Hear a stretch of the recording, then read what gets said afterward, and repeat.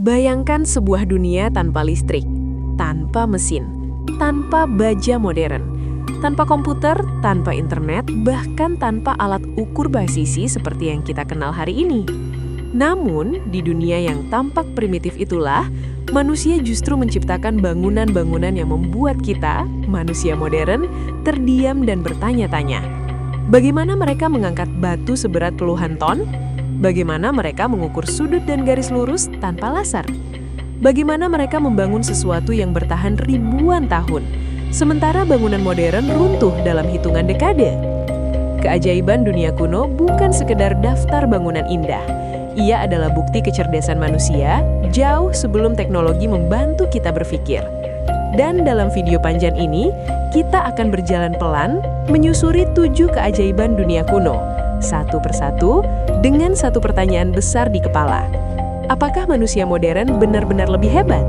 Atau kita hanya lebih bergantung pada teknologi?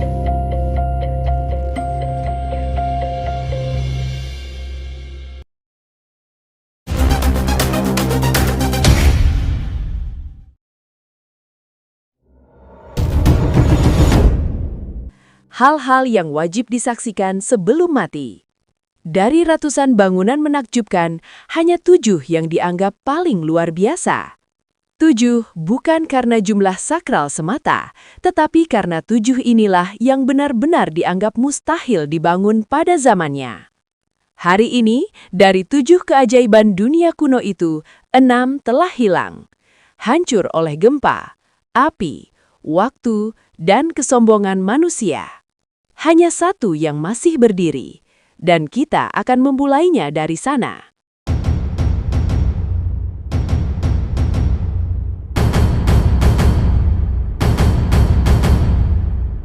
Pertama, Piramida Giza.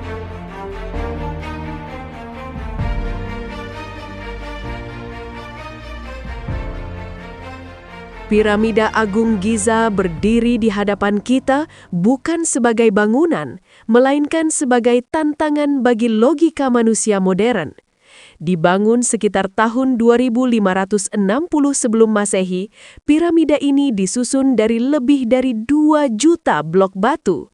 Setiap batu dipotong, diangkut, dan disusun dengan presisi luar biasa.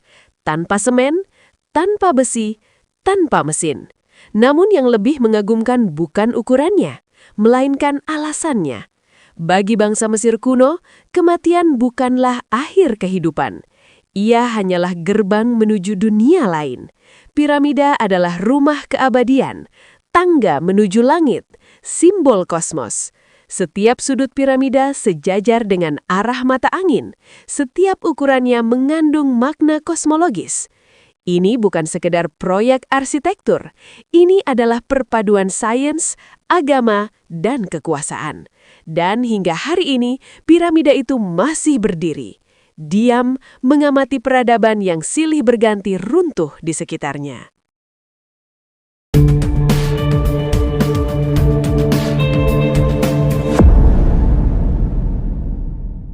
Kedua, Taman Gantung Babilonia. Taman Gantung Babilonia adalah keajaiban paling aneh dalam daftar ini. Karena kita tidak tahu apakah ia benar-benar pernah ada. Menurut cerita, taman ini dibangun oleh Raja Nebukadnezar II untuk istrinya yang merindukan pegunungan hijau kampung halamannya. Di tengah gurun Mesopotamia, dibangun taman bertingkat dengan air mengalir ke atas. Jika benar, maka ini adalah pencapaian teknik luar biasa, mengangkat air ke ketinggian tanpa pompa modern. Namun anehnya, tidak ada satupun bukti arkeologis yang benar-benar mengkonfirmasi keberadaannya. Apakah taman ini nyata, atau hanya legenda tentang cinta yang terlalu indah untuk dibuktikan? Jika ia hanya mitos, maka Taman Gantung Babilonia mengajarkan kita satu hal, bahwa manusia tidak hanya membangun dengan tangan, tetapi juga dengan imajinasi. Ketiga, patung Zeus di Olimpia.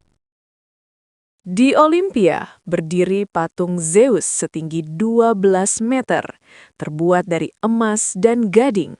Orang-orang yang melihatnya percaya satu hal, jika Zeus benar-benar ada, maka beginilah wujudnya. Patung ini bukan sekedar karya seni, ia adalah manifestasi iman. Namun, ironisnya, patung dewa yang diagungkan manusia tidak bisa diselamatkan dari kehancuran. Api, waktu, dan perubahan zaman menghapusnya. Seolah sejarah ingin berkata, bahkan gambaran Tuhan yang dibuat manusia tidak abadi. Keempat, kuil Artemis. Kuil Artemis adalah salah satu bangunan tercantik yang pernah dibangun manusia. Marmer putih, pilar-pilar raksasa, simbol kesucian. Namun pada suatu malam, seorang pria membakarnya. Bukan karena benci, bukan karena perang, tetapi karena satu alasan sederhana. Ia ingin namanya diingat selamanya. Dan ia berhasil. Kuil Artemis runtuh, namun kisah kehancurannya hidup lebih lama dari bangunannya sendiri. Kelima, Mausoleum Halikarnassus. Raja Mausolus tahu satu hal, kematian akan datang. Maka ia membangun makam yang luar biasa megah. Ia ingin dikenang, dan ia berhasil. Bangunannya hancur, namanya tidak. Setiap kali kita menyebut kata mausoleum, kita menghidupkan kembali ingatan tentang seorang raja yang menolak dilupakan. Keenam, Colossus Rhodes dan Mercusuar Alexandria. Colossus Rhodes dibangun untuk merayakan kemenangan, namun berdiri hanya 56 tahun.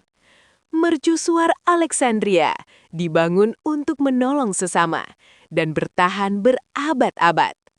Dua bangunan, dua niat, dua takdir. Sejarah tidak hanya mengingat siapa yang paling tinggi, tetapi siapa yang paling berguna. Dari 7 keajaiban dunia kuno, 6 telah hilang. Namun mereka tidak sia-sia. Mereka membuktikan bahwa manusia, bahkan tanpa teknologi, mampu menciptakan sesuatu yang melampaui zamannya. Keajaiban dunia kuno bukan tentang batu, bukan tentang patung, tetapi tentang pikiran manusia. Perjalanan kita hari ini membawa kita melintasi ribuan tahun sejarah. Dari batu-batu raksasa di Giza hingga cahaya api di puncak Mercusuar Alexandria. 7 keajaiban dunia kuno bukan sekedar bangunan megah. Sebagian besar dari mereka telah runtuh. Hancur oleh gempa, api, dan waktu. Namun, keajaiban itu tidak pernah benar-benar hilang. Karena yang membuat mereka luar biasa bukanlah batunya, melainkan pikiran manusia di baliknya. Manusia yang hidup tanpa listrik, tanpa mesin, tanpa teknologi modern. Namun mereka mampu membayangkan sesuatu yang bahkan ribuan tahun kemudian masih membuat kita bertanya, bagaimana mereka melakukannya? Keajaiban dunia kuno mengajarkan kita satu hal penting, bahwa keterbatasan bukanlah akhir dari kreativitas. Justru seringkali keterbatasanlah yang melahirkan kehebatan. Hari ini, kita hidup di era teknologi. Segalanya lebih cepat, lebih mudah, lebih praktis. Namun pertanyaannya bukan lagi apakah kita mampu membangun sesuatu yang besar, melainkan apakah kita masih berani bermimpi sebesar mereka. Karena pada akhirnya, keajaiban terbesar bukanlah piramida, bukan patung raksasa, dan bukan mercusuar yang menjulang tinggi. Keajaiban terbesar adalah manusia itu sendiri. Dan selama manusia masih berpikir, masih bertanya, dan masih berani membayangkan hal yang tampak mustahil, keajaiban akan selalu lahir di setiap zaman. Terima kasih telah menemani perjalanan ini. Jika kamu menyukai kisah sejarah seperti ini, jangan lupa untuk menyukai video ini, berlangganan, dan bagikan kepada mereka yang percaya bahwa masa lalu bukan sekedar cerita, melainkan cermin untuk masa depan. Sampai jumpa di perjalanan sejarah berikutnya. Terima kasih sudah menyaksikan perjalanan cerita hari ini bersama aku, Fitri Soimah. Semoga apa yang kita bahas barusan bisa menambah wawasan, membuka sudut pandang baru, dan tentu saja membawa kebaikan untuk kita semua. Jangan lupa untuk like, komen, dan subscribe supaya kamu nggak ketinggalan cerita-cerita menarik berikutnya di channel ini. Tetap sehat, tetap semangat, dan terus jaga hati dalam setiap langkah kehidupan. Sampai ketemu di video selanjutnya. Wassalamualaikum dan salam hangat dari aku, Fitri Soimah.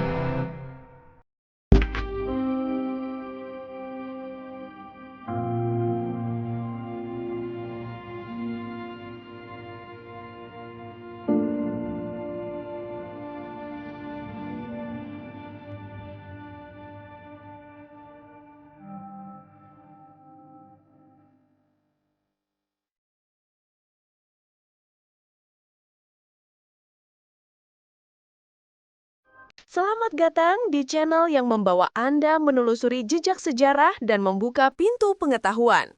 Di sini, kita menghidupkan kembali kisah-kisah masa lalu, mengungkap rahasia yang jarang diceritakan, dan mempelajari hikmah di balik setiap peristiwa. Mari kita mulai perjalanan, karena setiap cerita selalu menyimpan pelajaran.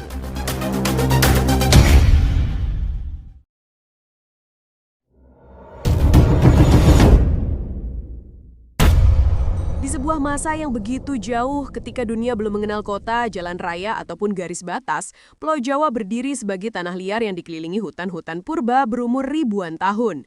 Pohon-pohon yang menjulang menyerupai tiang langit, akar-akar yang seolah menggenggam bumi, dan kabut tipis yang selalu turun di pagi hari menjadikan pulau ini tampak seperti negeri yang belum tersentuh manusia. Hutan bukan sekadar kumpulan pepohonan, ia adalah dunia lain, penuh suara-suara samar yang muncul dari balik semak, gemerisik yang tidak selalu berasal dari hewan, dan aroma tanah basah yang terasa seolah menyimpan rahasia berlapis-lapis. Di tengah belantara seperti itu, para leluhur kita memulai langkah pertama mereka. Langkah yang kemudian dikenal dalam satu istilah yang melegenda, babat alas, membuka hutan, menciptakan ruang hidup, dan menandai awal mula peradaban Jawa. Ketika para leluhur pertama tiba di Jawa puluhan abad lalu, mereka bukanlah penakluk. Mereka adalah pelaut Austronesia yang datang dengan perahu bercadik, membawa benih padi, ayam, babi, anyaman bambu, serta kebudayaan yang kelak membentuk identitas Nusantara.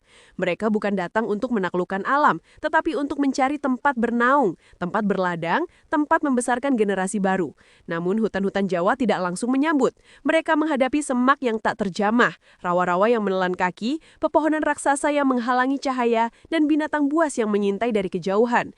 Mereka harus belajar membaca gerak angin, memprediksi perilaku sungai, menandai jalur harimau, dan mendengarkan suara burung untuk mengetahui apakah tempat itu aman. Setiap langkah pembukaan hutan selalu diawali dengan doa, dengan kesadaran bahwa mereka sedang memasuki wilayah yang mungkin telah dihuni makhluk lain jauh sebelum manusia datang. Dari proses panjang inilah lahir pandangan spiritual bahwa tanah memiliki penunggunya, pohon memiliki penjaganya, sungai memiliki roh pengawas. Bagi orang Jawa kuno, membuka hutan bukan sekedar kerja tangan, tetapi juga kerja hati. Mereka percaya bahwa setiap tebasan terhadap pohon besar adalah sebuah permohonan. Setiap akar yang digali harus dibarengi permisi. Inilah sebabnya mengapa hingga kini terdapat tradisi selamatan buka lahan, sesaji, dan doa-doa yang ditujukan untuk memohon restu pada dangyang atau penjaga wilayah. Berabad-abad kemudian, gelombang ilmu baru tiba dari daratan Asia Selatan. Para resi, pendeta, dan pemikir membawa ajaran Hindu-Buddha yang mengubah wajah Jawa. Mereka datang bukan sebagai penebang hutan, tetapi sebagai pembaca tanda alam. Mereka mencari titik-titik yang dianggap pusat energi, kaki gunung, tepi sungai besar, atau bukit-bukit yang seolah terhubung dengan langit. Di tempat-tempat inilah mereka melakukan tapa, bertapa, bersemedi, dan berkomunikasi dengan alam. Dari perjalanan spiritual itulah lahirlah tempat-tempat suci, pertapaan, dan akhirnya candi-candi yang kita kenal hari ini. Sebelum sebuah candi dibangun, para resi harus terlebih dahulu melakukan babat alas secara sakral. Mereka membersihkan hutan sambil menata ruang kosmis berdasarkan konsep mandala, menciptakan harmoni antara bumi dan langit. Sejarah mencatat bahwa kerajaan-kerajaan Jawa awal seperti Tarumanegara, Kalingga, dan Mataram kuno juga tidak dapat berdiri tanpa babat alas besar-besaran. Para raja mengirimkan kelompok khusus, kadang terdiri dari prajurit, petani, tukang kayu, dan pemimpin spiritual untuk membuka hutan dan membuat permukiman baru. Mereka menebas pohon besar, menggali kanal irigasi, membangun rumah panggung, dan kemudian menentukan batas desa menggunakan batu besar, pohon keramat, atau sungai kecil sebagai penanda alami. Tetapi bahkan para raja tetap tunduk pada aturan yang tak terlihat. Mereka harus menghormati makhluk halus penjaga wilayah. Oleh karena itu, di setiap desa baru selalu ada pepundan, semacam altar kecil tempat masyarakat memberi sesaji kepada leluhur dan roh penjaga tanah. Memasuki abad-abad setelahnya, babat alas semakin menjadi narasi heroik. Kisah-kisah legenda muncul, mewarnai imajinasi masyarakat hingga hari ini. Tuhan, roh-roh, dan manusia seolah saling berperan dalam pembukaan wilayah baru. Di selatan Jawa Tengah misalnya, kisah Joko Tingkir melawan Banaspati, bola api bergulung yang dianggap makhluk gaib penjaga hutan, menjadi salah satu cerita babat alas paling terkenal. Walaupun unsur mitos melimpah, kisah ini menggambarkan realitas bahwa pembukaan hutan penuh bahaya, baik dari dunia nyata maupun dunia gaib. Begitu pula legenda Ki Ageng Pemanahan yang membuka alas Mentaok, sebuah hutan angker yang kelak menjadi pusat kerajaan Mataram Islam. Ia tidak hanya menebas pohon, tetapi juga menjalani tirakat panjang, meyakinkan roh penjaga tanah bahwa pembangunan kerajaan tidak akan merusak keharmonisan alam. Majapahit pun berdiri di atas kisah babat alas yang besar, pembukaan hutan tarik oleh Raden Wijaya dan para pengikutnya. Kala itu hutan dipenuhi harimau dan makhluk halus, tetapi kesabaran dan kecerdikan manusia berhasil mengubahnya menjadi keraton, sawah, dan pusat perdagangan. Di bagian lain pulau, Alas Roban, Alas Purwo, Alas Donoloyo, dan banyak hutan lain menyimpan kisah babat alas mereka masing-masing. Sebagian berbau mistis, sebagian lagi berlandaskan sejarah konkret, dan semuanya menjadi potongan besar dari mozaik peradaban Jawa. Masuknya Islam ke tanah Jawa tidak menghapus tradisi babat alas. Para wali meneruskan praktik ini, tetapi menambahkan makna spiritual baru. Sunan Kalijaga, Sunan Gunung Jati, dan tokoh-tokoh lain menyebarkan ajaran tauhid sambil membantu masyarakat membuka hutan dan mendirikan desa. Mereka memadukan Islam dengan tradisi lokal, sehingga babat alas bukan hanya aksi fisik, tetapi juga kesempatan untuk memperbaiki akhlak, menata masyarakat, dan membangun peradaban baru. Masyarakat Jawa mengenal gagasan bahwa membangun desa adalah ibadah, sementara menghormati alam adalah tanda syukur kepada Sang Pencipta. Ketika Mataram Islam berdiri, pembukaan wilayah menjadi semakin terstruktur. Desa-desa dibangun berdasarkan perhitungan arah mata angin, kesuburan tanah, kedekatan sumber air, serta restu dari para pemimpin spiritual. Di setiap pembukaan hutan, masyarakat melakukan kenduri, mendoakan keselamatan seluruh desa. Pemimpin desa atau bekel biasanya menjadi orang pertama yang menebas pohon utama sebagai simbol bahwa masyarakat siap membangun kehidupan baru. Sementara itu, kaum rohaniawan mengawasi apakah ada tanda alam yang menunjukkan penerimaan atau penolakan dari dunia gaib. Memasuki abad modern, babat alas tidak lagi merujuk pada pembukaan hutan secara fisik. Istilah ini perlahan berubah menjadi metafora perjalanan hidup. Orang Jawa mengatakan bahwa siapapun yang memulai sesuatu dari nol sedang melakukan babat alas. Membuka usaha baru, membangun rumah pertama, memperjuangkan masa depan, atau mengambil keputusan besar dalam hidup. Dalam budaya Jawa, membuka jalan hidup yang penuh tantangan dianggap sama beratnya dengan menebas hutan liar ribuan tahun lalu. Itulah sebabnya istilah babat alas tetap bertahan, tidak hanya dalam konteks sejarah, tetapi juga dalam bahasa sehari-hari. Namun demikian, di beberapa wilayah pedesaan Jawa, praktek babat alas tradisional masih hidup. Ketika sebuah desa hendak membuka tanah untuk jalan baru, perluasan sawah atau pembangunan balai desa, para tetua tetap melakukan doa bersama. Mereka duduk melingkar di atas tikar pandan, memohon kepada Tuhan agar pekerjaan berjalan lancar dan tidak membawa bencana. Di sebagian daerah, sesaji disiapkan, bunga 7 rupa, kembang setaman, makanan kecil, dan air putih. Semua itu bukan lagi bentuk penyembahan ruh, melainkan simbol penghormatan terhadap alam dan leluhur. Sejarah panjang babat alas mengajarkan bahwa keberadaan manusia di Jawa bukanlah hasil penaklukan sepihak. Ini adalah hasil negosiasi, kerja keras, doa, dan kehati-hatian. Leluhur Jawa memahami bahwa hidup bukan sekadar mengambil apa yang ada di bumi, tetapi juga menjaga, merawat, dan menata. Mereka percaya bahwa alam dan manusia harus berjalan berdampingan agar keduanya dapat hidup dengan damai. Dalam kesunyian malam, ketika angin membelai dedaunan dan jangkrik bernyanyi di tepi sawah, kita seakan mendengar gema dari ribuan tahun lalu. Gema yang berasal dari langkah-langkah pertama para pembuka hutan, dari suara kapak pertama yang memecah batang pohon, dari doa pertama yang terucap di tengah hening. Semua itu masih hidup dalam ingatan tanah Jawa. Setiap kali kita melihat sebuah desa, jalan, jembatan, atau sawah luas, kita sesungguhnya sedang melihat hasil dari rangkaian babat alas yang saling menyambung dari generasi ke generasi. Dan sampai hari ini, babat alas tetap berlangsung. Tidak lagi dengan parang dan kapak, tetapi dengan tekad dan keberanian. Karena pada akhirnya, babat alas adalah tentang perjuangan manusia membangun kehidupan, menghadapi tantangan, dan mencari harmoni dengan alam dan takdir. Itulah warisan terbesar dari babat alas, sebuah perjalanan panjang yang menciptakan Jawa, membentuk masyarakatnya, dan menanamkan filosofi yang masih relevan kepada siapapun yang ingin memahami jati diri manusia dalam menghadapi kerasnya kehidupan. Terima kasih sudah menyaksikan perjalanan cerita hari ini bersama aku, Fitri Soimah. Semoga apa yang kita bahas barusan bisa menambah wawasan, membuka sudut pandang baru, dan tentu saja membawa kebaikan untuk kita semua. Jangan lupa untuk like, komen, dan subscribe supaya kamu nggak ketinggalan cerita-cerita menarik berikutnya di channel ini. Tetap sehat, tetap semangat, dan terus jaga hati dalam setiap langkah kehidupan.